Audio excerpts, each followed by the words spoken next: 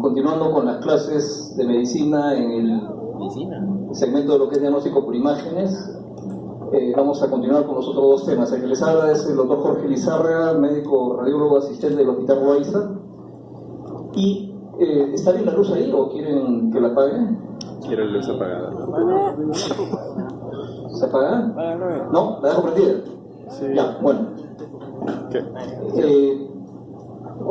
¿Cuántos alumnos son ustedes en total? 300 aproximadamente. ¿Cuánto? 350 aproximadamente. 350. ¿Y cuántos están? 20. Ya, bueno. 50 más. Empezamos. Bueno, lo que es fracturas es un tema de bastante, diríamos, actualidad y de bastante frecuencia, ¿no?, en el desempeño diario de los médicos, ¿no? Sobre todo cuando ustedes estén desempeñándose como médicos generales o sobre todo, bueno, en todo caso si fueran médicos de alguna especialidad relacionada como traumatología, reumatología, etc. Entonces, lo que es fracturas, que es pan de cada día en los hospitales, debemos tener como conceptos iniciales que prácticamente después de más de 100 años de haber sido descubierta la radiología convencional, esta sigue siendo la primera herramienta de exploración para evaluar el sistema musculoesquelético, especialmente en los traumatismos que constituyen la patología osteoarticular, osteomuscular más frecuente. Y la radiología lo va a seguir siendo, o va a seguir siendo útil por lo menos 30, 50 años más, ¿no? ¿Qué ver y evaluar en una radiografía? Lo primero, a la hora de que uno tenga que evaluar una placa radiológica de algún determinado paciente y realizar el informe, debe tener los siguientes objetivos. Número uno, detectar, describir y orientar el diagnóstico de la lesión, orientar el tratamiento, definir aspectos evolutivos de la fractura, detectar complicaciones, curación del proceso.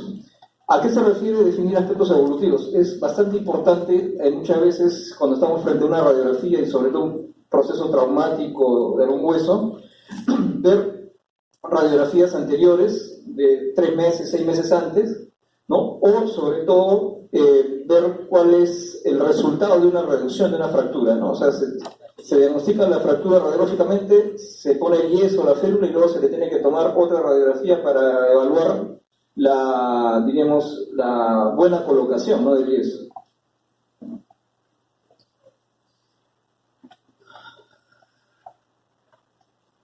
Los aspectos técnicos a considerar en la evaluación de las fracturas se basan en el conocimiento de la anatomía radiológica, la selección de las proyecciones más adecuadas según localización y tipo de lesión, y finalmente en la consideración de una serie de parámetros, como por ejemplo, básico son 2 proyecciones, generalmente de 90 grados entre una y otra, ¿no? Se pueden hacer otro tipo de proyecciones adicionales, oblicuas, o proyecciones en la cual el foco del equipo de rayos X esté directamente proyectado sobre el punto de sospecha de la lesión. ¿A qué me refiero? A que, por ejemplo, hay un paciente que sufre un traumatismo de mano, el paciente viene con aumento de volumen de la mano, dolor, impotencia funcional, le toma uno la radiografía en las 2 proyecciones y muchas veces no se ve la fractura, ¿no? Entonces, no se ve la fractura ni en la frontal ni en la oblicua. Entonces, ¿qué es lo que se hace? Se focaliza cuál es la zona de dolor del paciente y sobre esa zona se incide directamente la de rayos X, que incide perpendicularmente hacia esa zona focal, y es ahí donde muchas veces logramos identificar pequeños trazos de fractura o fisuras que no se vieron preliminarmente con las 2 proyecciones anteriores. Siempre solicitar, cuando usted esté frente a un paciente con probable fractura, que la placa incluya 2 articulaciones adyacentes a la fractura, proximal y distal. La exploración de los 2 miembros también debe hacerse una exploración comparativa, ¿no?, sobre todo de los niños, ¿no? Muchos niños, diríamos, en las etapas de crecimiento tienen los cartílagos de crecimiento, y estos cartílagos de crecimiento muchas veces son fuente de error o de confusión. Entonces, siempre en un niño tratar de, cuando es un traumatismo, una extremidad, procurar que se le tomen la radiografía de los 2 lados para comparar. 2 exploraciones sucesivas con intervalo de días, en caso de dudas, en la primera imagen y persistencia de la clínica. ¿Cómo se definen y clasifican las fracturas? La fractura, bueno, como ustedes ya saben, es la rotura completa o incompleta del hueso del cartílago causada por una fuerza externa, ya sea directa o indirecta. Todos los elementos del aparato locomotor resultan o pueden resultar igualmente dañados, llámese articulaciones, músculos, vasos, nervios, en forma directa por acción del trauma o indirecta por las mismas acciones terapéuticas que pueda hacer el médico tratante, ¿no? Hace muchas veces el paciente tiene una fractura y el médico en la emergencia lo primero que hace a veces es tratar de reducir la fractura y en ese proceso de tracción de la extremidad genera a veces un trauma, ¿no? Una lesión vasculonerviosa.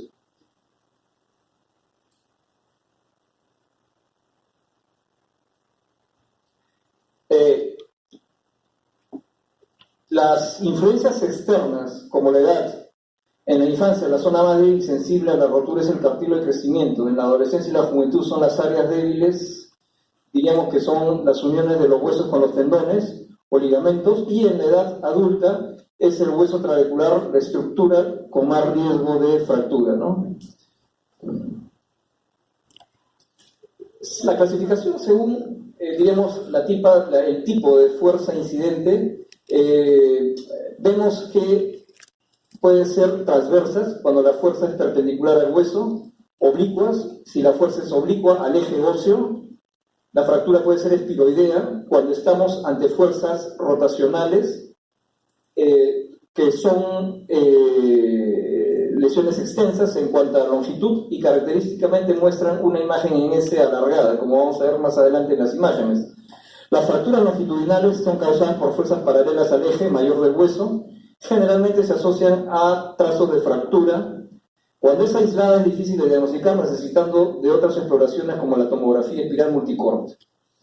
Las fracturas conminuta es una combinación de fuerzas diferentes, se definen como aquellas fracturas que muestran más de 2 fragmentos.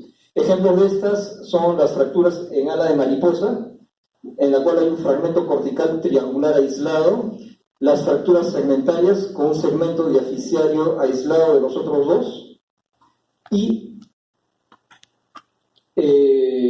las fracturas en T o en Y en los extremos de los huesos largos. Acá, por ejemplo, tenemos un diagrama primero de una fractura transversal desplazada y discretamente angulada. Ven ustedes el trazo transverso fracturario que compromete la diáfisis media, ¿no? La diáfisis media de tibia y peroné. En esta fractura hay un evidente acortamiento de la extremidad, hay un desplazamiento y una angulación.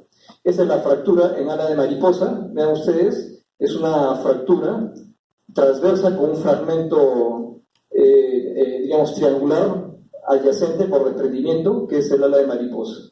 Ven ustedes que para el diagnóstico de esto necesitamos 2 incidencias, ¿no? Miren, en la incidencia frontal no se ve para nada la imagen del fragmento triangular, pero cuando hacemos ya la incidencia lateral es ahí donde se disgrega la imagen y podemos verla.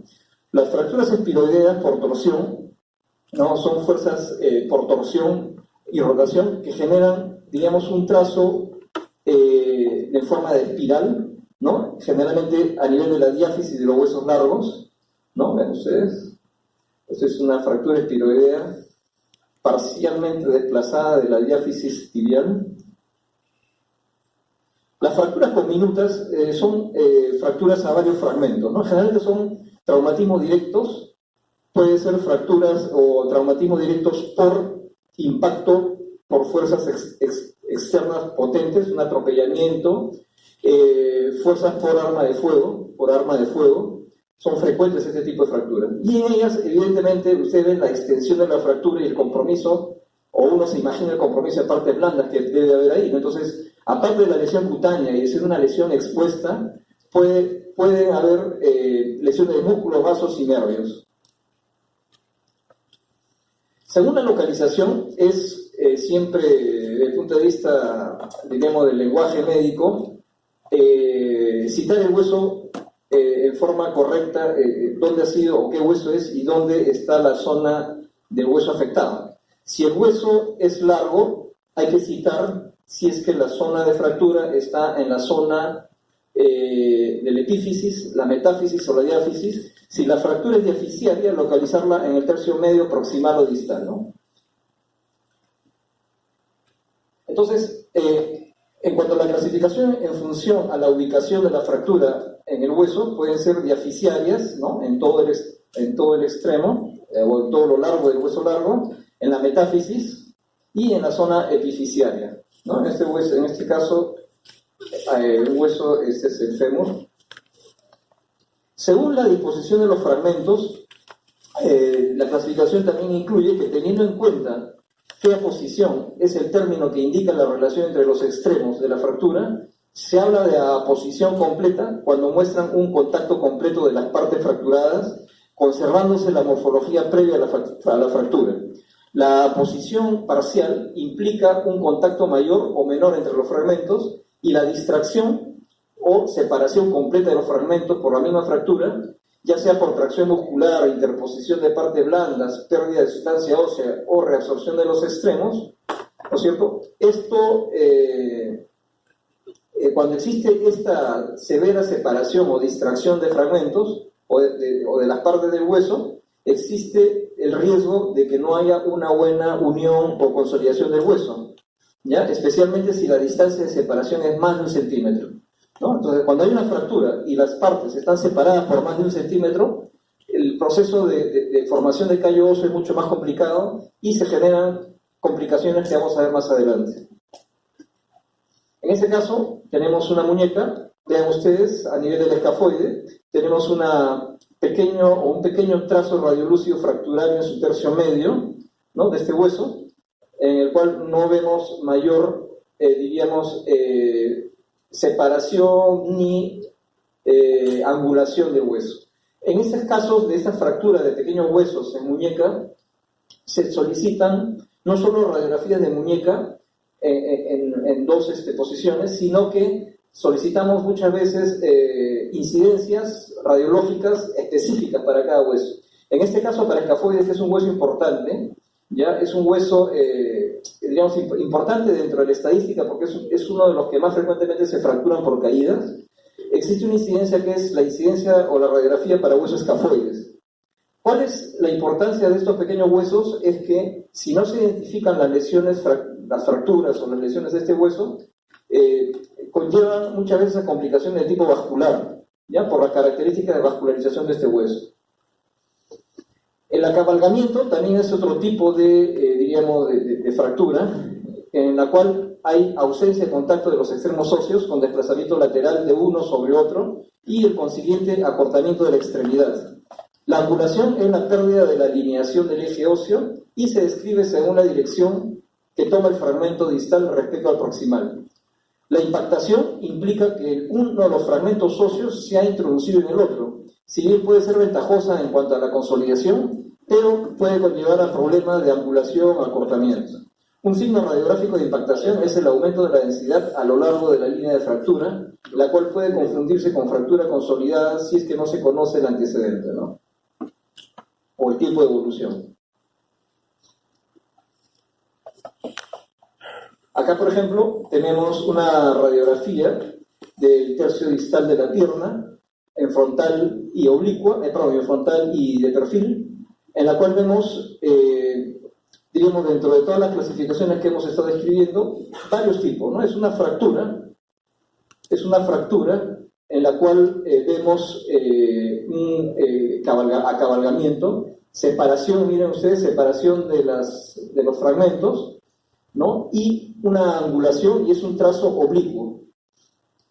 ¿Ya? Un trazo oblicuo, y en el cual incluso, miren ustedes, hay un compromiso de la superficie articular. Esta se considera como una fractura compleja de alto riesgo para su resolución. Y esto implica probablemente una conducta de tipo quirúrgica, ¿no? Para solucionar este problema. La depresión es el hundimiento de una superficie o de un volumen óseo sobre sí mismo, siendo un ejemplo típico la fractura del calcáneo.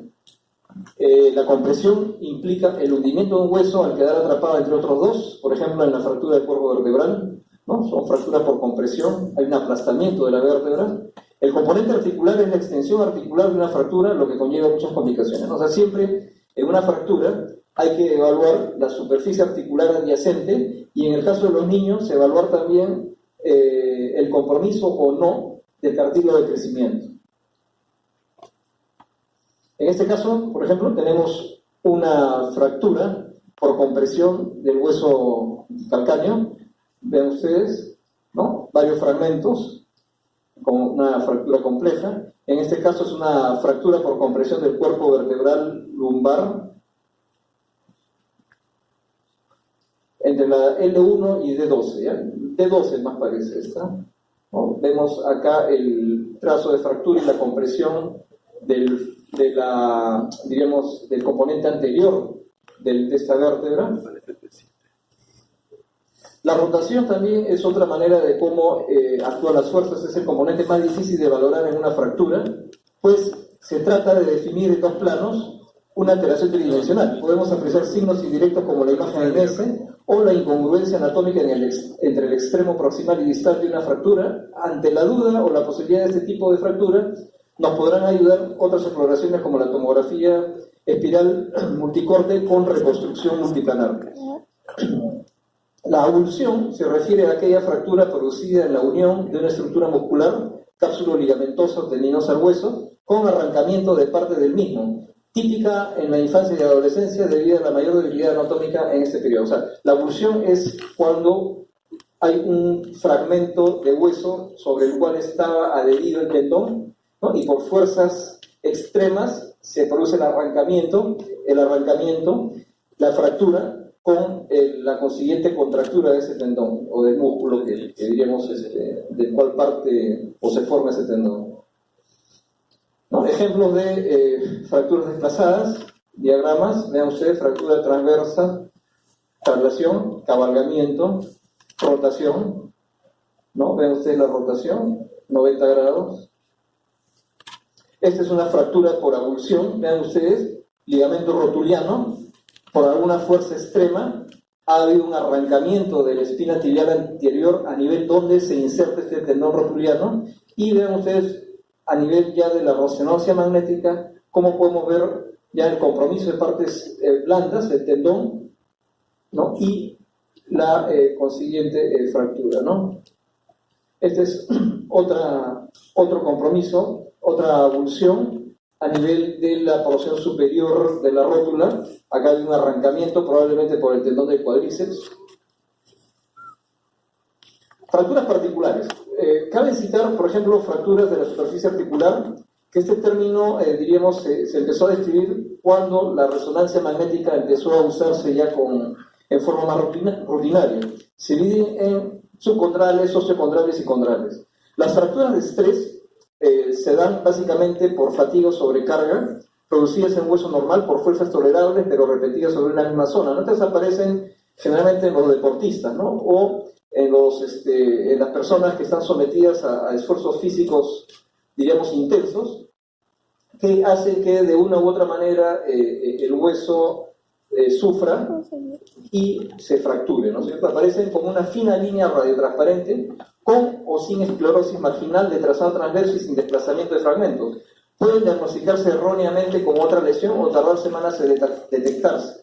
Afectan especialmente zonas de carga como metatarsianos, tibia, peroné, fémur, pubis, pars interarticularis del arco vertebral. Estas fracturas de estrés generalmente se dan, como le dije, en pacientes o en personas sometidas a esfuerzos físicos extremos, y que muchas veces el paciente llega a la consulta por un dolor inexplicado en alguna parte del cuerpo, de repente en el pie, y no se imagina el paciente que tiene una fractura, ¿no? Entonces, el paciente cree que es un esguince, que es un dolor muscular, pero después de las evaluaciones se da uno con la sorpresa que que es una pequeña fractura por estrés, ¿no? Por esfuerzo físico intenso. Las fracturas por insuficiencia, ¿no? Son producidas por fuerzas normales sobre un hueso con masa y o elasticidad disminuidas. Pueden ser completas, incompletas o trabeculares. Se localizan en cuello de fémur, vértebras, sacro y ramas isquiopubianas. También pueden ser de difícil diagnóstico al inicio al no haber historia de traumatismo. Y puede ser normal la primera imagen que se le tome. En estos casos se plantea el diagnóstico diferencial con infecciones y tumores. La fractura patológica, acá sí, diríamos, son aquellas en las cuales el hueso ya está debilitado por alguna lesión focal, que podría ser una lesión tumoral, una infección, ¿no? O una lesión focal, diríamos, que podría ser congénita, un tumor, pseudotumor, infección, ya lo mencionamos, y la mayoría de las lesiones son benignas y la fractura es la primera manifestación clínica. Vean ustedes, en este caso, tenemos una fractura oblicua discretamente desplazada y angulada sobre la base de una área radiolúcida o una lesión lítica a este nivel. O sea, esta ha sido una fractura que se ha sucedido o se ha producido en una zona de debilitamiento del hueso por una lesión preexistente. De igual manera, acá ven ustedes, acá a nivel del peroné también hay una fractura, ¿no es cierto? Una fractura en la cual se dio sobre la base de una lesión preexistente a este nivel. Las fracturas en la infancia, digamos, tienen otra connotación. Se les conoce muchas veces o se presentan como las fracturas en tallo verde, que son producidas por fuerzas de angulación, y es una fractura transversa incompleta en un lado y completa en la otra mitad. ¿Por qué se le llama en tallo verde? Porque, por ejemplo, cuando ustedes están, o diríamos, agarran una rama de un arbusto o de un árbol, una rama verde, fresca, y ustedes la tratan de romper y no se rompe completamente, ¿no? Esa es la similitud que existe, ¿no? Por eso le llaman en tallo verde. Las fracturas también, dentro de las fracturas particulares tenemos a las fracturas que pueden ser estables o inestables. Se produce inestabilidad cuando, como consecuencia de un traumatismo, se pierde la capacidad de los huesos y ligamentos para mantener la posición anatómica, soportar la carga vital y proteger estructuras vitales, como ocurre en la columna o pelvis, ¿no? Es un tema de discusión permanente por ser un diagnóstico difícil de establecer radiológicamente y de correlacionar con la clínica. También se le aplica este concepto, o también se aplica el concepto de estabilidad a aquellas fracturas que no tienden a desplazarse una vez conseguida la reducción. ¿No? Son fracturas estables e inestables. Ahora, los niños, aparte de las fracturas en tallo verde, pueden presentar las fracturas también en rodete. Vamos a ver las imágenes después. Las de tallo verde son roturas de una sola cortical diaficiaria producida por mecanismo de flexión brusca. Requiere reducción inmediata y colocación de aparato de yeso. Se debe romper la otra cortical en la reducción, ya que la cortical rota por el accidente crece más acelerada. En la reducción hay que muchas veces romper el otro lado de la zona de la cortical que no está completamente rota para que el proceso de, diríamos, de consolidación sea más homogéneo y el crecimiento sea más regular y no ocurran angulaciones, ¿no? El rodete o las fracturas en rodete o torus se le conoce así porque existe el aplastamiento de las corticales del hueso. Es una fractura estable de recuperación rápida que también requiere yeso pero no reducción, ¿no? Vean ustedes, esta es una fractura en tallo verde, acá está la fractura, pero el otro lado, sin embargo, no ha llegado a fracturarse, hay una angulación. ¿Ven? Acá la cortical está casi prácticamente íntegra, en este lado no, hay una solución de continuidad. De igual manera, miren ustedes también acá, a este nivel, tibia, este hueso largo es cúbito radio. Acá tenemos el ejemplo en el diagrama. Esta es la famosa fractura en torus. Vean ustedes, se ve como un rodete, ¿no es cierto? Es una fractura por compresión. Tenemos acá, miren, una zona de abombamiento, diríamos, con unas áreas radioluz, radiopaca, o aumentada de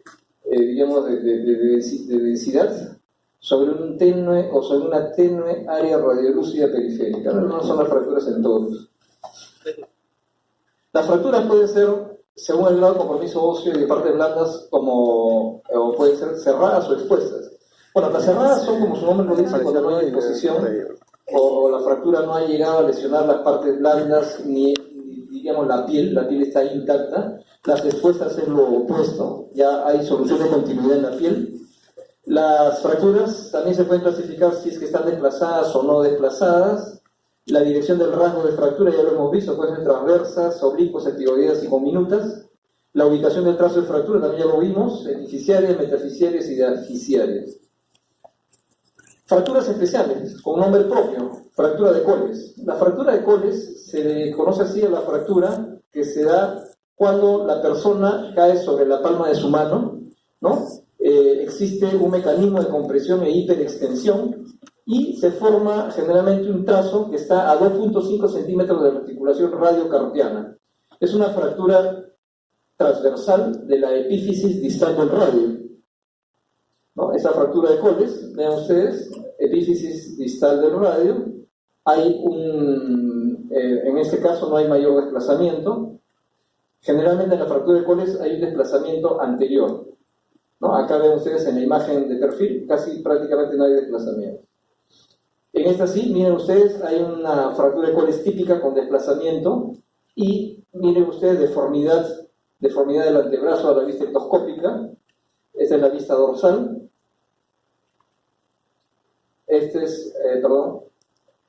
Acá tenemos la fractura. En la fractura de Smith es una fractura de Coles invertida, en la cual el mecanismo de generación de la lesión es por caída sobre el dorso de la mano. Vean ustedes, el paciente cae de esta forma, el fragmento, o diríamos el hueso, se desplaza hacia atrás, ¿no? La zona distal de la diáfisis del radio, y vean ustedes en la imagen el desplazamiento posterior, ¿no? Esa es la fractura de Smith o Boyrand.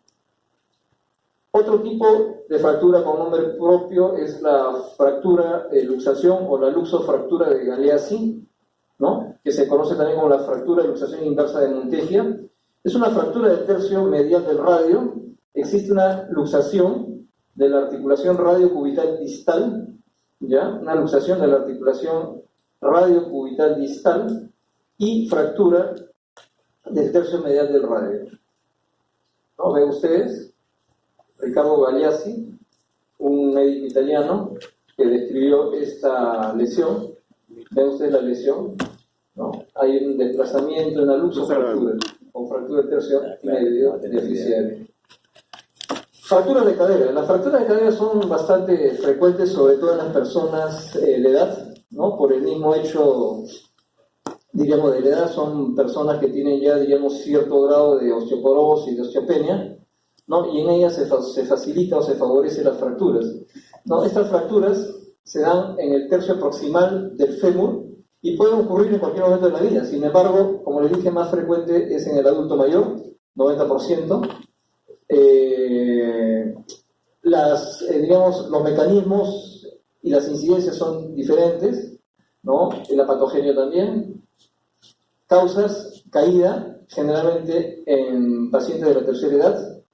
Fracturas por la consiguiente caída, fracturas de hueso patológico también pueden darse, pacientes con osteoporosis, fracturas con lesiones de hueso tipo tumoral, pacientes, aparte de la edad, se pueden dar estas fracturas en pacientes que sufren de algún tipo de alteración visual o problema neurológico o de tipo vestibular, vértigo, pacientes con demencia, accidentes de alta energía jóvenes, ¿no? Sobre todo estas fracturas de fémur se dan en pacientes, diríamos, en accidente de tránsito, ¿no? Los jóvenes, caída de moto, accidente de auto, ¿no?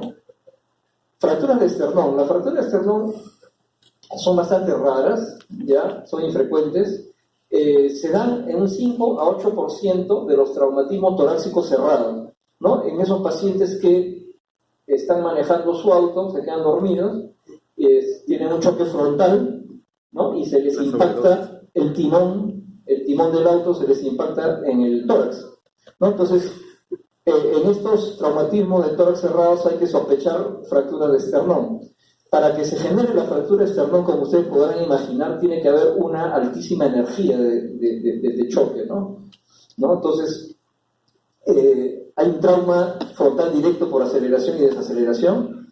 En estos casos, hay que sospechar siempre por la intensidad del trauma frontal, ¿no? Por la altísima energía, hay que siempre sospechar lesiones internas graves, desgarro de aorta torácica, rotura traqueobronquial, rotura diafragmática, tórax inestable, traumatismo cardíaco, ¿ya? Contusión pulmonar, contusión o taponamientos cardíacos, Estas fracturas de esternón se acompañan mayormente un 25-45% de mortalidad. Y no quizá por la misma fractura de tórax, sino por las complicaciones de los órganos internos, ¿no? Fracturas costales también, de igual manera. Las fracturas costales generalmente se dan entre la quinta y la novena costillas.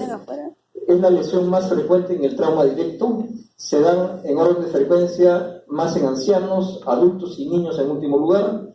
Son aisladas o múltiples. Siempre hay que tratar de buscar lesiones asociadas.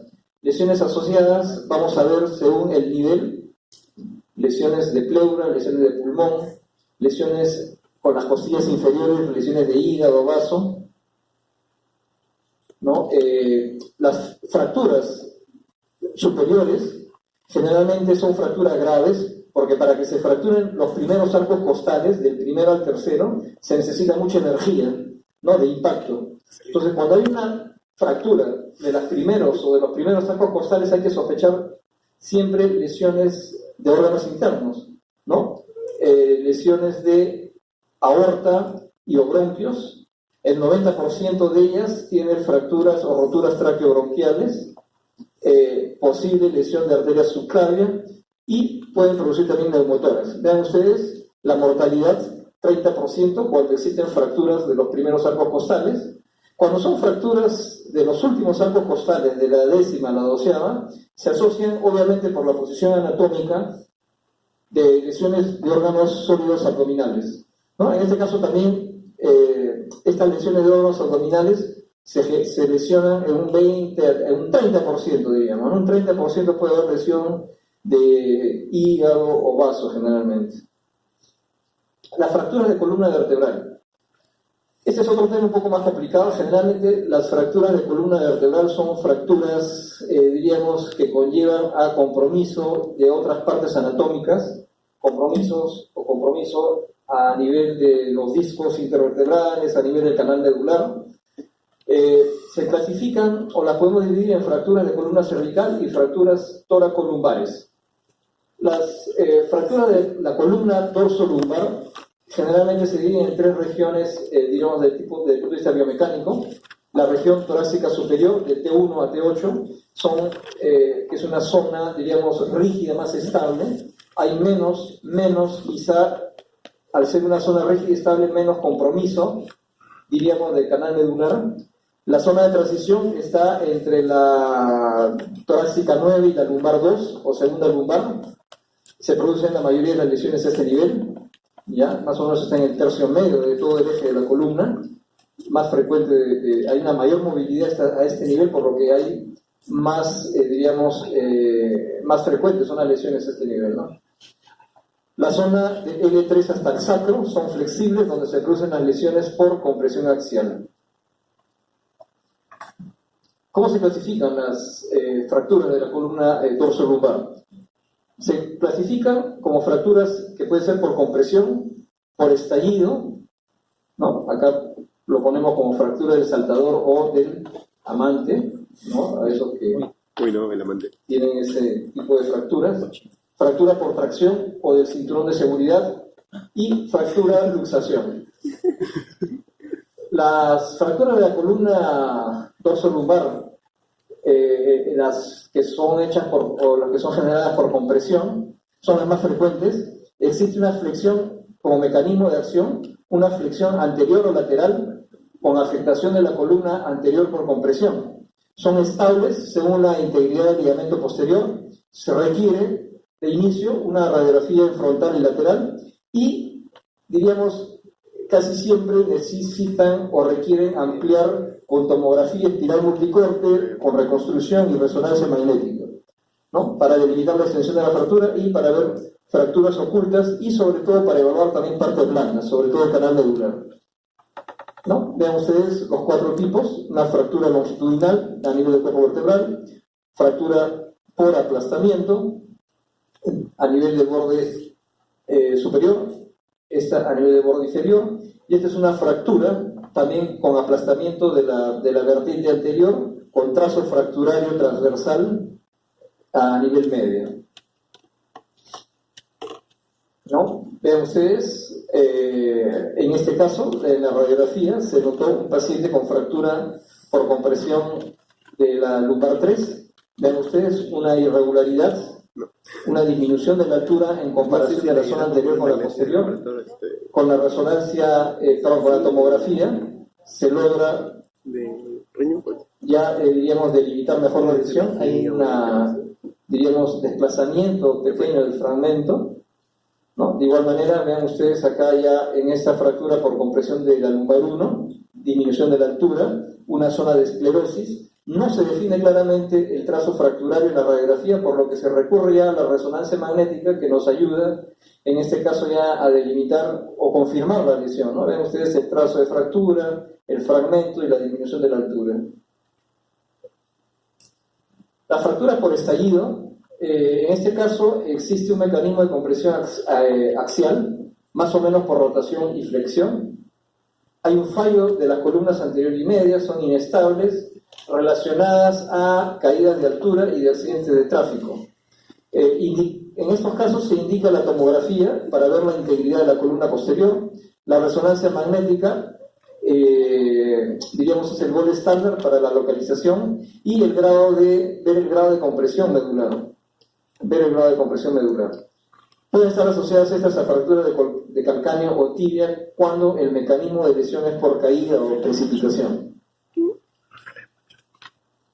¿no? En este caso, vean ustedes, tenemos una fractura por estallido a nivel de la columna anterior, central y posterior. Esta imagen no tiene nada que ver, ¿eh? Estamos en este lado, es una resonancia magnética. 15 hojas, vean.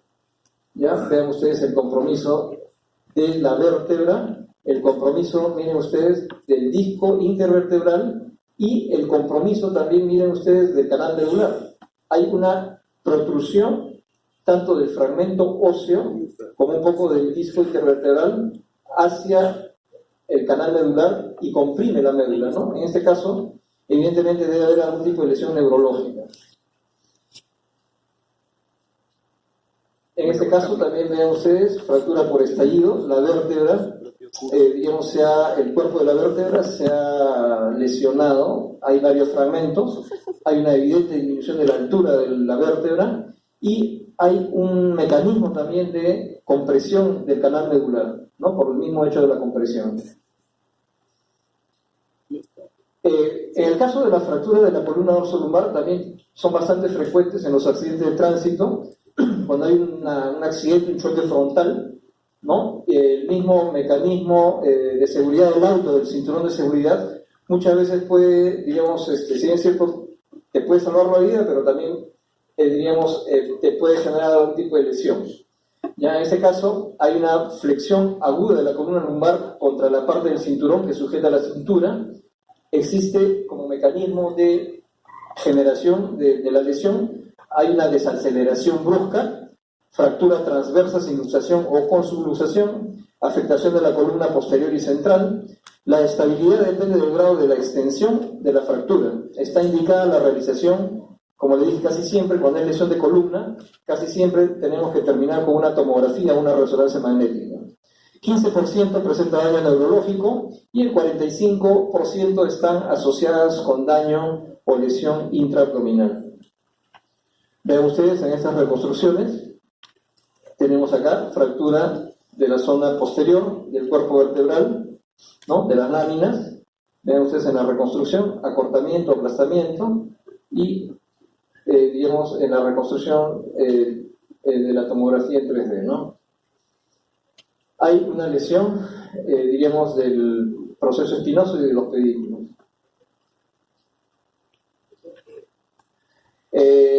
Tenemos en las imágenes inferiores, también de igual manera, en la resonancia magnética, en esta zona hay una zona de aumento de señal, ¿ya? Una zona de aumento de señal y disrupción de ligamentos a nivel a este nivel, ¿no? A nivel del flavum o del ligamento flavum, flecha roja, ¿no? Tenemos también acá el ligamento interespinoso y el supraespinoso a este nivel. En este caso hay una lesión intraabdominal asociada, ¿no? Por el traumatismo. Ven ustedes un hematoma en el lóbulo hepático derecho del hígado, segmento 6, en la tomografía espiral multicorte. Fractura de luxación. En este caso, por ejemplo, un varón de 27 años que sufrió accidente de moto, presentó fractura de luxación de tipo flexión-rotación a nivel de T2L1. Vean ustedes, una fractura por compresión, ¿no? Vemos el fragmento fractural en la reconstrucción. De igual manera, acá aplastamiento de la vértebra. El acuñamiento, vemos, ¿no es cierto?, en la primera radiografía, como le mencioné, hay un acuñamiento anterior de L1 con ligero desplazamiento anterior de T12. En la tomografía axial, fractura de columna central con retropulsión de un fragmento al canal espinal, fractura con minuta, esto de acá, ¿no? Hay un fragmento acá de hueso que está, diríamos, yéndose hacia atrás. En la resonancia magnética vemos en esta secuencia, potenciada en T2, una rotura de la columna posterior y compresión del saco tecal. De igual manera, en este caso, fractura, miren ustedes, fractura y cizallamiento anterior. Ven ustedes el desplazamiento de la masa del cuerpo vertebral hacia atrás. Esto se conoce como, cizallamiento, pero es una retrolistesis. O sea, la vértebra se va hacia atrás y vean ustedes, o ya se imaginarán ustedes el grado de lesión que debe haber a nivel de la médula, ¿no? De la médula. Este paciente lo más probable es que haya tenido sección medular y un traumatismo vértebro-medular severo, con parálisis probablemente, ¿no? Vean ustedes, de igual manera, una fractura, desplazamiento, listesis, cizallamiento. Hay una flexión y distracción del fragmento, este fragmento óseo.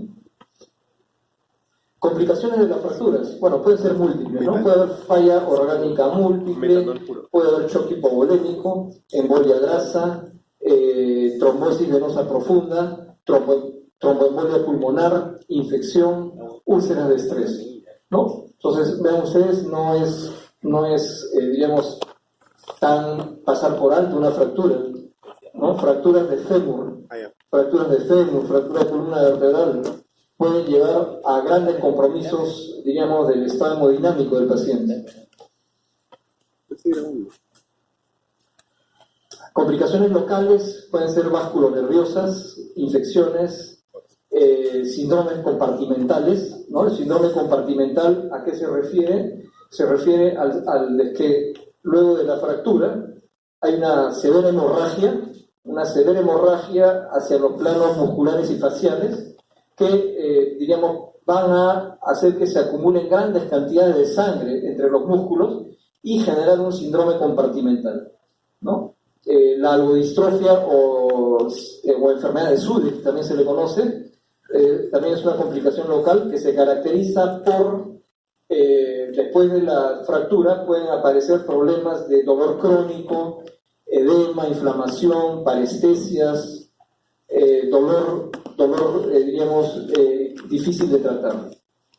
Alteraciones de consolidación o la pseudoartrosis, cuando una fractura muchas veces consolida mal, puede generarse una segunda articulación, entre comillas.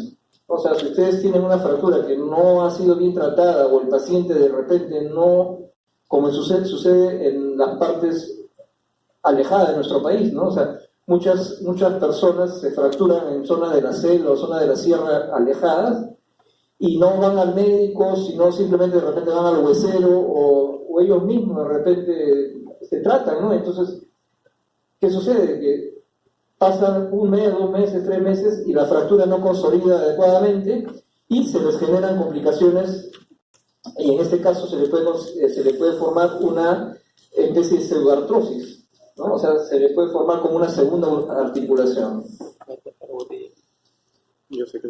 La curación de las fracturas o formación del callo óseo, ¿no? Esto ya es, diríamos, la consecuencia de la fractura, ¿no? Luego de la fractura ya el mismo, diríamos, mecanismo de defensa del cuerpo va a tratar de solucionar el problema, ¿no? Se va a formar el callo óseo, que es un proceso complejo que finaliza con la regeneración del tejido óseo, sin proceso de cicatrización. Depende principalmente de factores locales, como la ubicación de la lesión, la magnitud de la necrosis de los tejidos, la movilidad y desplazamiento del foco, alteraciones de la vascularización, infección y estado previo del hueso.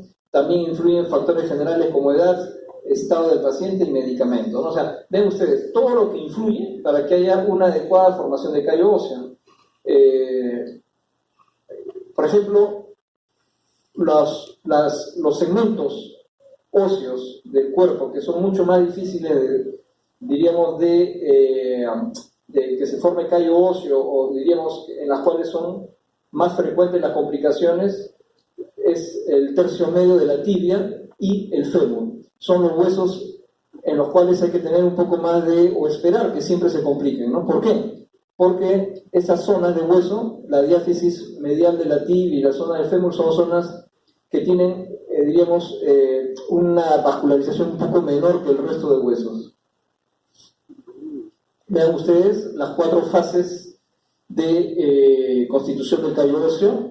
Inicialmente, después de la fractura, se forma un hematoma perifracturario y un proceso de inflamación local, dura 20 días, ¿no? Luego de eso empieza a formarse un callo de tejido conjuntivo entre el día 20 y 30.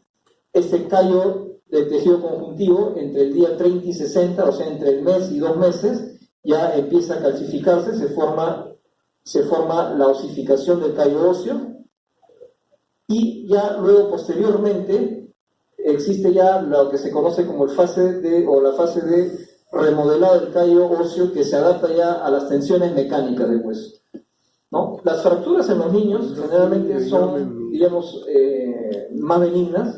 Se dice que los niños tienen mayor capacidad de remodelado del hueso, ¿no? Los niños tienden a curar mucho mejor una fractura que un adulto, y bueno, ni qué decir de las personas de edad, ¿no? Las personas de edad es mucho más complicado, demora más, se complican más las fracturas, ¿no? Ven ustedes una consolidación viciosa, una fractura del tercio distal de este hueso, ya parece el tercio distal de la tibia. Ven ustedes una angulación, ya se formó el callo óseo, ¿no? Y este paciente probablemente tenga ya una anquilosis o una, diríamos, pérdida de la función ya de la articulación a este nivel. También miren ustedes, formación de un callo óseo vicioso. Este paciente se fracturó, no le hicieron, diríamos, la reducción adecuada. De repente no usó un yeso adecuado, no lo alinearon, no le hicieron la adecuada alineación para que quede derecho, y el paciente quedó, miren ustedes, con una posición viciosa, ¿no? Hay una posición en varo y recurvatum, ¿no? Vean ustedes la angulación. De igual manera, vean ustedes, este paciente también con consolidación viciosa. ¿Qué sucedió acá? Este paciente tuvo una fractura del fémur con cabalgamiento, ¿no? Hubo una posición de los 2 fragmentos, no tuvo una reducción probablemente quirúrgica, y consolidó así como lo ven. ¿Qué trajo como consecuencia esto? Probablemente acortamiento de la extremidad, que se comprueba, miren ustedes, con la radiografía de medición de miembros. Esta es una radiografía de medición de miembros, en donde vemos claramente, ven ustedes, el nivel de acortamiento, ¿no? Luxaciones. Pasando ya al tema de luxaciones, como ustedes ya probablemente conocerán, la luxación es una pérdida de la congruencia articular, ¿no? Hay una, digamos, pérdida del contacto de la articulación, ¿no es cierto? Puede acompañarse de fracturas, ¿no? Puede acompañarse de fracturas, se conocen como luxofracturas. En este caso hay una total, diríamos, pérdida de contacto a nivel del codo, una luxación del codo, a este nivel, miren, la frontal y la lateral y la frontal.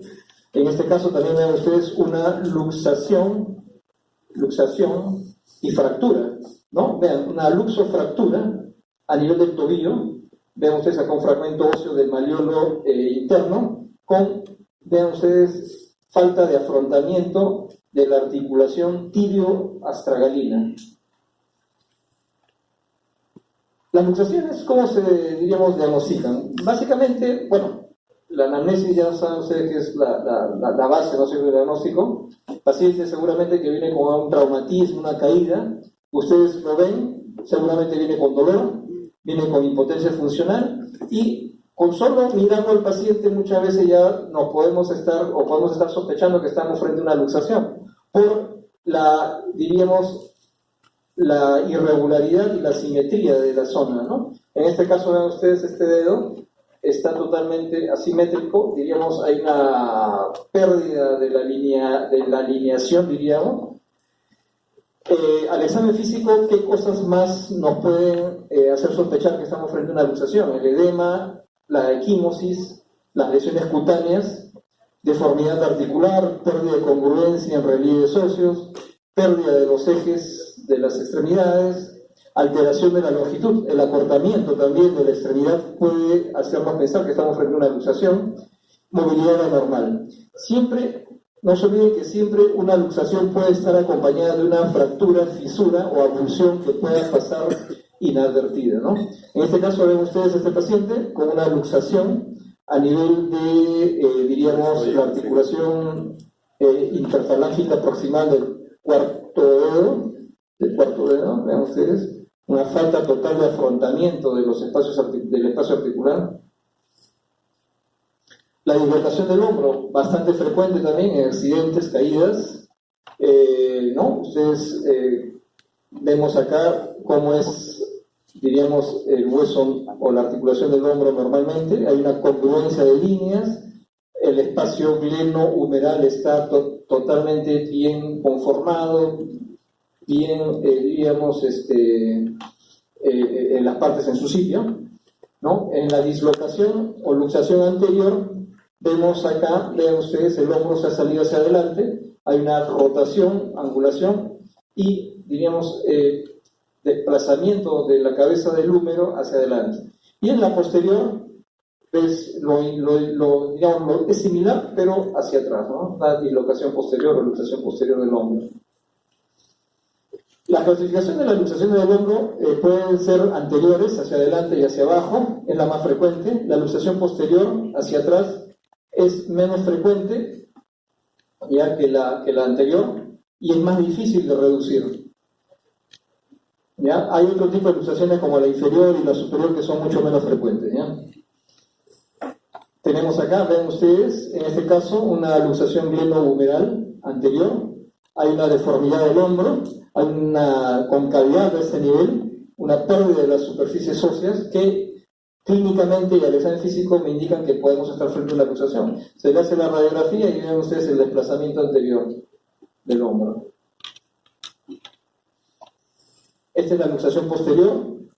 Vean ustedes el hombro en la radiografía, se va el hombro hacia atrás, se ve el signo de la media luna, ¿eh? El signo de la media luna.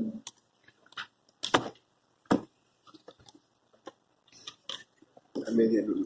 En este caso es una luxación inferior, la cabeza del húmero está hacia abajo, ¿no? Hay una total pérdida de afrontamiento de esta articulación. Las luxaciones del codo, diríamos, son un poco menos frecuentes que la del hombro, son, diríamos, de todos los traumatismos del codo, la luxación se da en el 11 al 28%, la luxación posterior es la más frecuente, está asociada generalmente a accidentes deportivos, ¿no? En este proceso, diríamos, están implicadas tres articulaciones, la húmero cubital, la húmero radial y la radio cubital proximal. Ahora ustedes, la tróclea con el olecranon totalmente desplazados, luxación de codo. Luxación de cadera. La luxación de cadera, diríamos, ya es un poco menos frecuente, pero ¿qué implica? Implica mecanismos de traumatismo mucho más severos, ¿no? Traumatismos mucho más severos que en relación a las luxaciones de hombro, de codo, o de dedos, o de muñeca, o de tobillo. ¿Ya?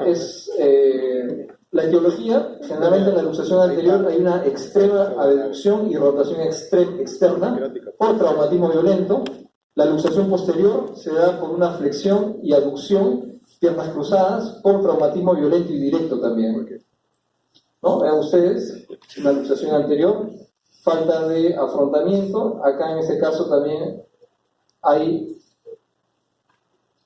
un pequeño fragmento fracturario, ¿ya? Eventos horas después de clase. Fractura o luxación posterior. Vean ustedes, la cabeza del fémur está desplazada hacia atrás. Acá está la cavidad diríamos, a donde asienta la cabeza del fémur.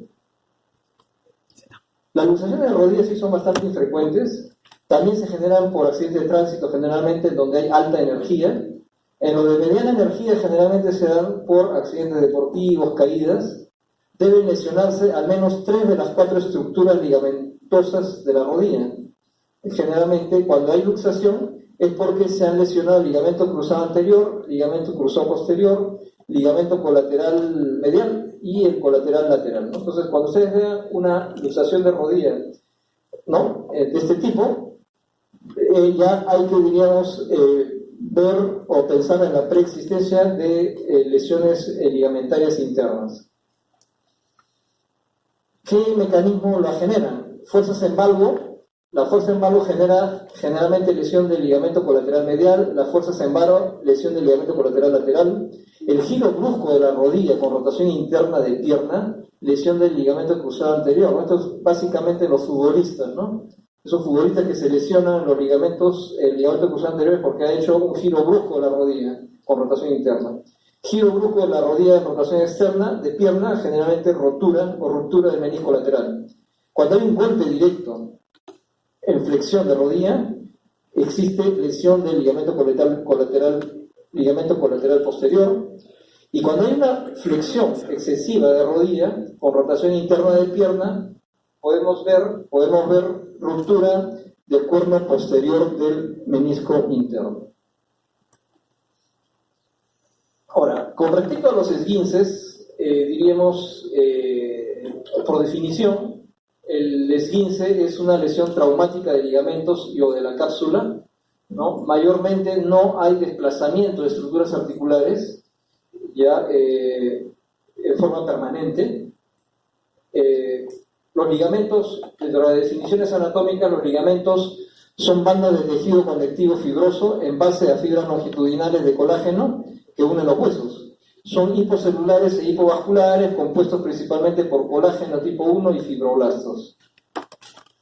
Dentro de la epidemiología de los esguinces vemos que tienen una alta prevalencia, son bastante frecuentes, ¿no? Es el traumatismo más frecuente en el ser humano. 45% de las lesiones musculoesqueléticas que reciben atención médica tienen daño ligamentoso, esguinces y luxaciones. ¿Ya? Son el 15% de las lesiones deportivas, ¿no? O sea, son bastante frecuentes estos esguinces. Hay que diferenciarlos. No se olviden siempre un esguince y una fractura, hay que tratar siempre de pensar en que puede haber un compromiso mayor tipo fractura, fisura, ¿no? Se subdiagnostica, las lesiones leves no se consultan muchas veces, y muchas veces uno se hace un esguince y uno mismo lo trata o se automedica, y generalmente tienen resolución espontánea, ¿no? Sobre todo los esguinces de grado 1, como vamos a ver más adelante. Los mecanismos de lesión pueden ser indirectos, pueden ser mecanismos rotatorios o angulares sobre una articulación, ejerciendo fuerza de tensión ligamentosa por encima de los límites de su resistencia normal. Es lesión propia o frecuente en el adulto joven. En los niños los ligamentos son más elásticos, se producen lesiones, en este caso fisiarias, a nivel de los cartílagos de crecimiento. En ancianos el hueso es más frágil y se acompañan estos esguinces muchas veces de fractura. La clasificación de esguinces, esguince grado 1.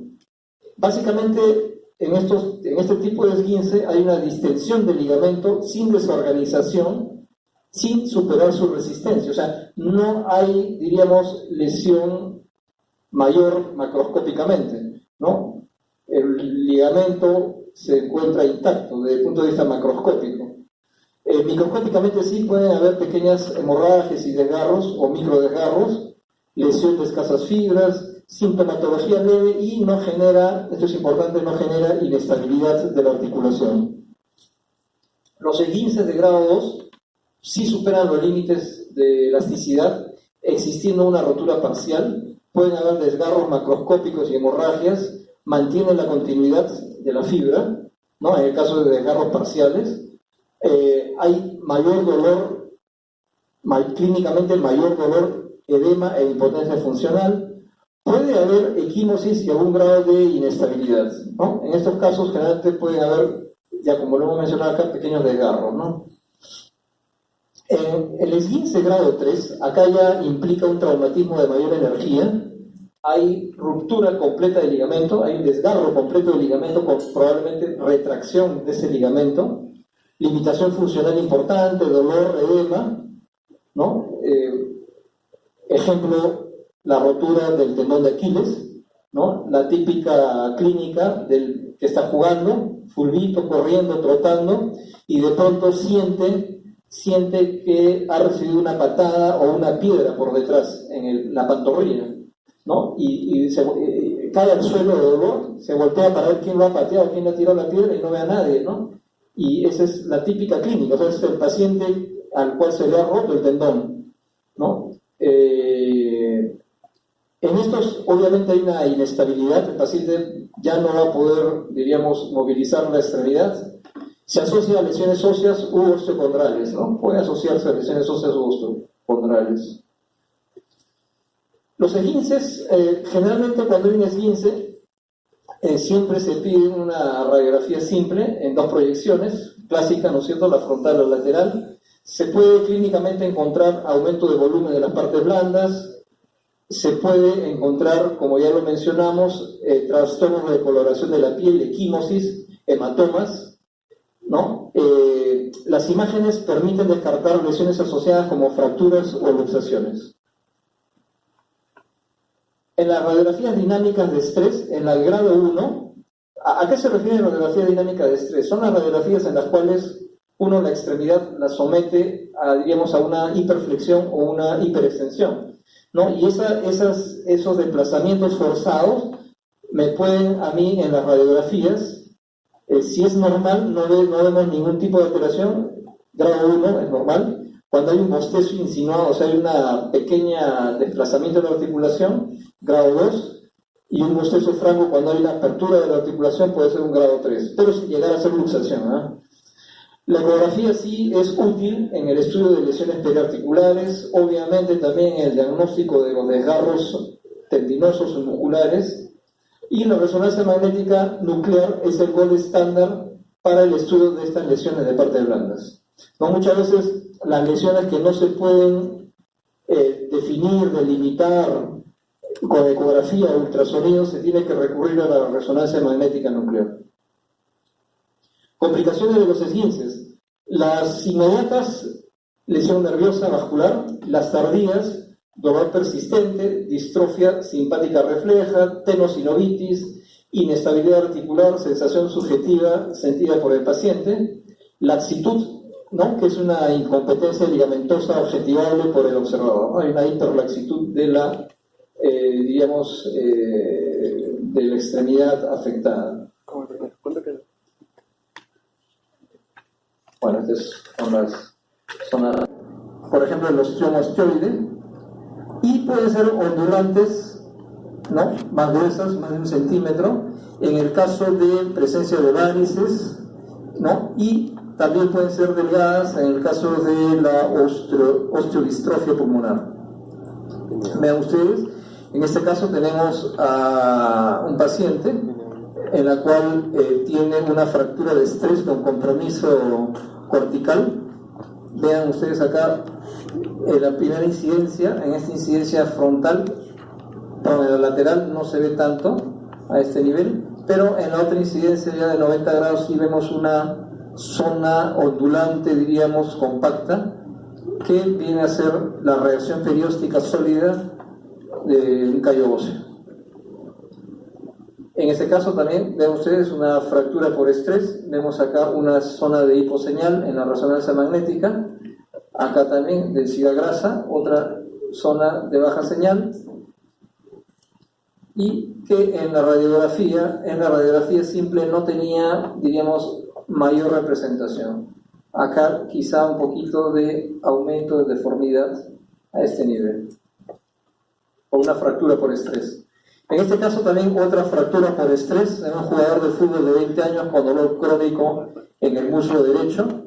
En la radiografía antero-posterior muestra una sutil reacción perióstica compacta, ¿no? Bastante difícil de determinar, pero que con la ayuda de la resonancia magnética se puede llegar a dilucidar el problema.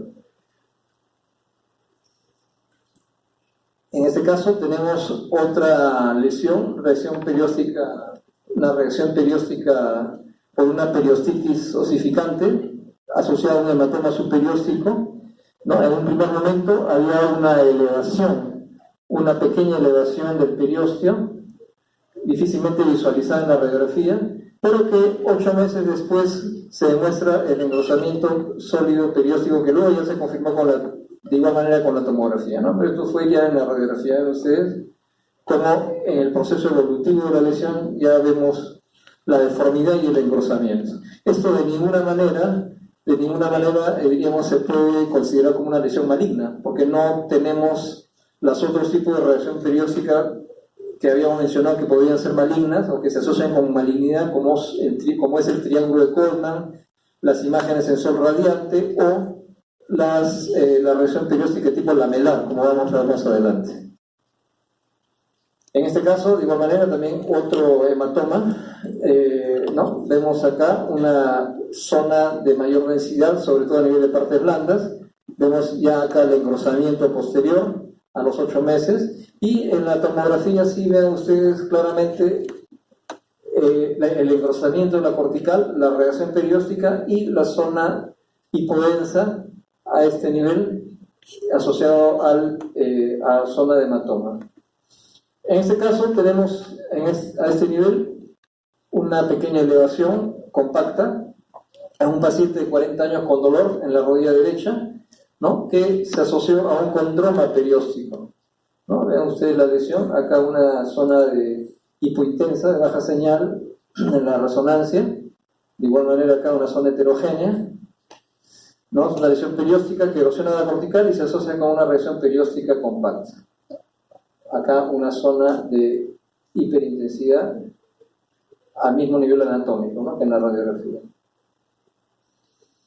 Paciente varón de 52 años con adenocarcinoma de pulmón. En este caso sí fue una reacción perióstica sólida, compacta, pero raramente de origen metastásico maligno. Ya es bastante raro ver una reacción perióstica compacta en lesiones malignas, pero se dan.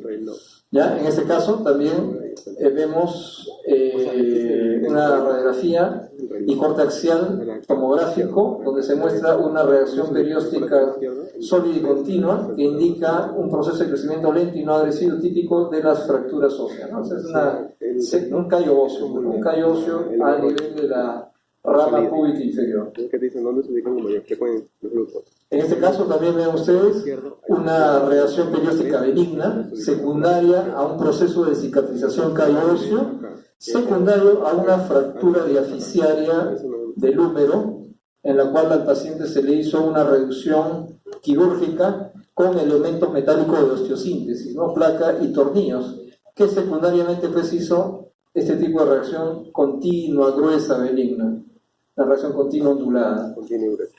¿Sí? A este nivel tenemos ya otro tipo de reacción perióstica secundaria, un absceso de Brody en una niña de 11 años por infección, ¿no? Que acude por dolor en el talón y eritema cutáneo. La radiografía axial del calcáneo mostraba 2 lesiones osteolíticas con borde escleroso periférico en la cortical, ¿no? A este nivel. Vale. Y vemos acá en la resonancia una zona de hiperintensidad, de aumento de señal, y a este nivel en el corte lateral y con el compromiso de la cortical de este nivel.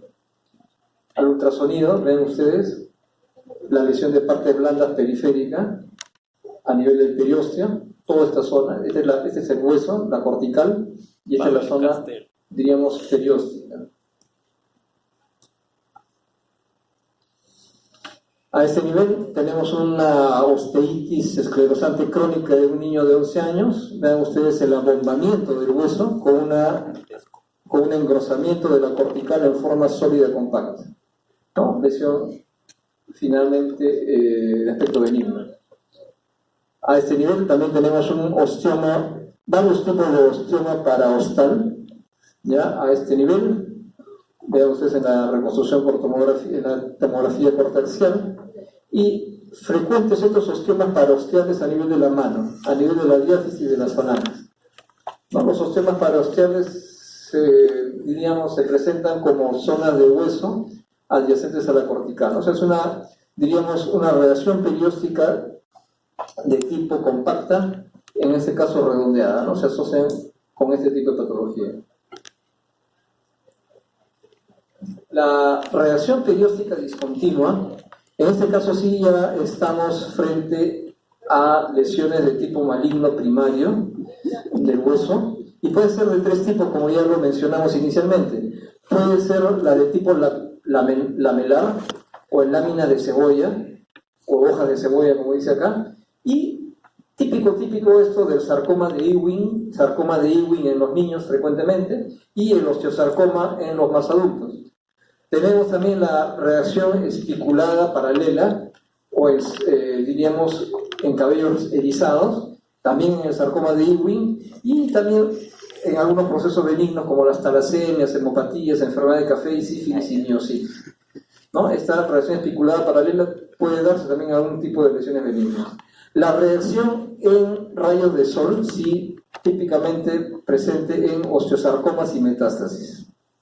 Vean ustedes una cebolla y característicamente la zona elevada a nivel del periósteo en forma de, ven ustedes, como láminas, típico esto de lesión maligna, sarcoma de Ewing, ¿no? Vean ustedes las láminas en la radiografía simple.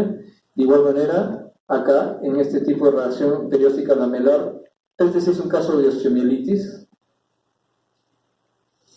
Reacción perióstica lamelar con lisis y en relación a osteosarcoma, a este nivel, en el borde medial de la metáfisis de la tibia, en un niño.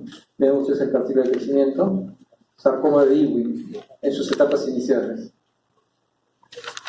En este tipo, vean ustedes una reacción espiculada paralela, que puede asociarse también esta con lesiones benignas, esto a nivel de la cresta ilíaca. La reacción espiculada paralela, también conocida como cabellos erizados, se presenta como una serie de pequeñas espículas, a veces de muy pequeño tamaño, y como si fuera un tejido aterciopelado, y otras veces como sombras lineales más alargadas, ¿no? Es como que de repente, diríamos, vamos a ver, bueno, más característicamente de la imagen. No suele verse en tumores benignos, aunque las hemopatías profundas, como la talasemia, lo pueden presentar a nivel del cráneo, y también pueden verse en algún caso de lesión inflamatoria como la sífilis, miositis y la enfermedad de café. Más frecuente esto también en el sarcoma de Ewing, ¿no? Vean ustedes, engrosamiento de la calota, se ve como una especie de zonas laminares perpendiculares, cráneo cepillo con ensanchamiento de la diploe y adelgazamiento de la tabla interna. Más característicamente, vean ustedes, en este caso de talasemia, ¿no? Pareciera como que se hubiera asustado al paciente y se le hubieran parado los pechos, ¿no? Talasemia. En este caso es una radiografía de fémur distal, proyección anteroposterior. Esto es un osteosarcoma de fémur distal, ¿no? También, miren, también se puede dar esta reacción en tipo, diríamos, radiada perpendicular en forma de cepillo. Acá, más de cerca, otro tipo de lesión similar, osteosarcoma, a nivel de la diáfisis distal del fémur y a nivel de la rótula. El signo del sol naciente es una reacción perióstica infrecuente, se produce como respuesta a una determinada patología maligna o benigna, primitiva del hueso o secundaria que invade y agrede el periósteo, originando una reacción inflamatoria con septos irradiados perpendiculares a la cortical del hueso, que da el aspecto de sol naciente, ¿no? Vean ustedes en el diagrama, y en diríamos, la similitud con el sol radiante, ¿no? Acá, de igual manera, vean ustedes, una lesión del peroné proximal. ¿En qué casos se puede dar esta relación perióstica con el signo del sol naciente? Dentro de las patologías benignas se puede dar la osteomielitis, meningiomas, hemangiomas, hematomas subperiósticos y fracturas. En las de tipo malignas, en los osteosarcomas, sarcoma de Ewing, condrosarcoma, fibrosarcoma, linfoma, leucemia y metástasis, ¿no? Vean ustedes, es bastante variada también la etiología. Obviamente no hay que olvidar que, si bien es cierto, todas estas imágenes de reacción perióstica nos dan una orientación hacia qué puede hacer la patología, pero finalmente el diagnóstico es mediante biopsia, ¿no es cierto? La biopsia es lo que da finalmente un diagnóstico final, ¿no? Las imágenes en realidad al final son imágenes, nos dan una probabilidad, pero no nos dan el diagnóstico definitivo. ¿Cuántas veces hemos visto lesiones que son bastante sospechosas de tumor maligno y que terminan siendo lesiones benignas, ¿no? Con eso hay que tener también bastante cuidado. Tenemos acá un fémur con una, diríamos, reacción perióstica en sol naciente, ¿no? Probablemente característico de un osteosarcoma a nivel del fémur, y esto a nivel del peroné, ¿no? Miren ustedes una reacción perióstica en sol naciente con infiltración incluso probablemente a tejidos blandos y una masa aparentemente de tejido blando, ¿no? Eso es característico de los osteosarcomas. En este caso, a nivel de la pelvis, hueso ilíaco izquierdo, en la tomografía hay una reacción perióstica también en sol naciente, producto de una metástasis a distancia. En este caso, sarcoma de Ewing. La radiografía, en este caso de parrilla costal, es un poquito inespecífica, difícil de observar, ¿no? Pero que se confirma ya en las tomografías, ¿no? En las imágenes tomográficas, tanto en los cortes axiales como en los sagitales y coronales.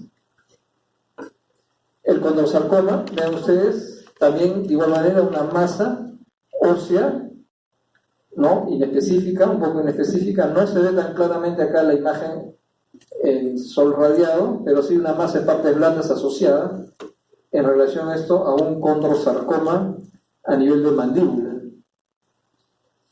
El osteoblastoma, en este caso un osteoblastoma perióstico de apariencia maligna, es un varón de 41 años con dolor de rodilla de 2 años de duración.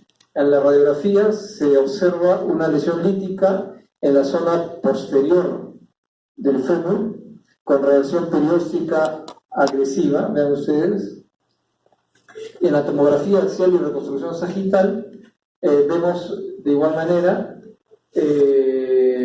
destrucción cortical con mineralización osteoide central a este nivel. ¿Ya? Se observa asimismo una reacción focal perióstica y una reacción agresiva focal con imágenes en rayos de sol, ¿no? Un poquito inespecífico. En este caso, una tomografía de base de cráneo, ¿no? Con una metástasis de un neuroblastoma. Vemos acá la lesión, ¿ya? Un neuroblastoma.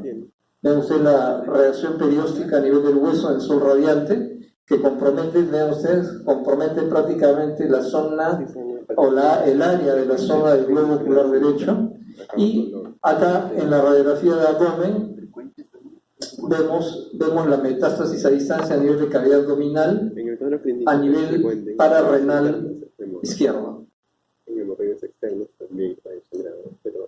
En este caso vemos un condrosarcoma perióstico, ¿no? Vean ustedes una zona bastante imperceptible de engrosamiento perióstico en la radiografía del fémur convencional, pero que en la tomografía corte axial sí podemos ver estas lesiones, ¿no? Calcificaciones yuxtacorticales. Esta era una mujer de 23 años, lesiones yuxtaverticales, ¿no? Un condrosarcoma perióstico.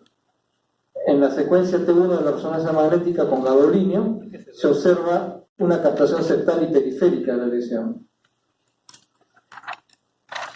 ¿no? Ese es en el caso diríamos, del sol radiante, una reacción discontinua, y la imagen de la derecha es el otro tipo de reacción perióstica, que es el triángulo de Colman, ¿no? El triángulo de Colman, como su nombre lo dice, vamos a verlo a nivel del periósteo como una imagen de radiopaca, digamos, de densidad ósea, de forma triangular, ¿no? Que es patognomónico, diríamos, con gran aproximación hacia la posibilidad de que sea un osteosarcoma, ¿no? Entonces, el triángulo de Colman o ángulo de Colman es una pequeña área triangular de hueso visible en la parte más externa de un tumor maligno. Se produce por la ruptura y elevación del periósteo, generalmente en procesos malignos.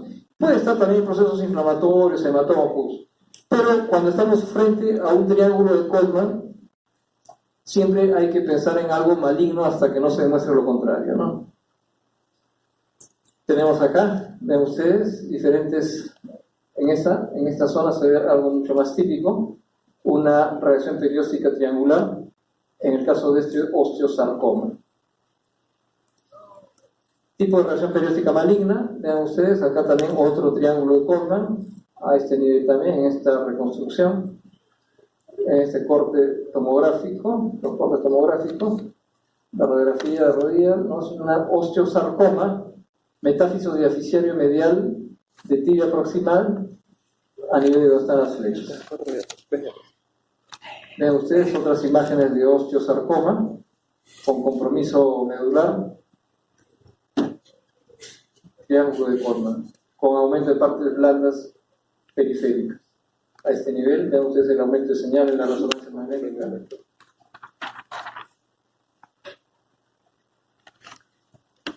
Tenemos otro triángulo de Colman.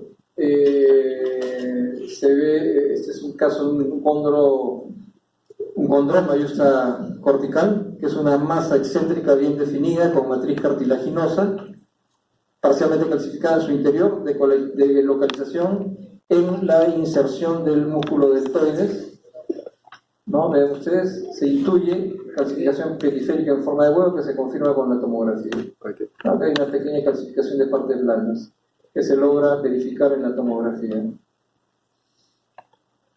Condrosarcoma perióstico, que es una masa calcificada yustacortical del húmero izquierdo de una mujer de 35 años. En la resonancia magnética en la secuencia T1, tras la inyección del gadolíneo, se observa la captación septal, vean ustedes, captación a nivel de los septos y a nivel periférica de la lesión, ¿no? El condrosarcoma.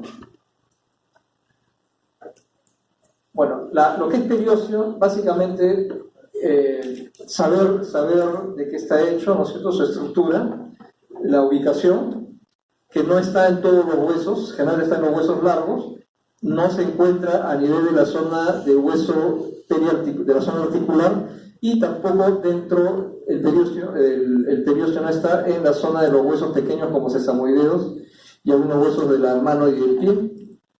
Y sobre todo tener en cuenta básicamente esto de las reacciones periósticas, ¿no? En eso se basa toda esta, diríamos, descripción teórica de lo que es el periósteo desde el punto de vista de lo que es imágenes. No sé si tienen alguna pregunta, algo que quisieran ampliar, alguna duda que hayan tenido. ¿Alguna pregunta? No lo es. Con todo gusto para responderles. Nos Bueno, pasaban todos PPTs. ¿Alguna pregunta? Es el jefe.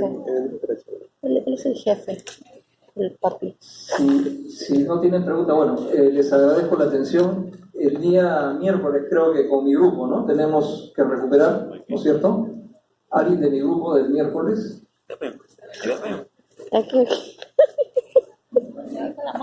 Bueno, yo no sé si... conmigo es hasta acá. Les agradezco la atención. Gracias.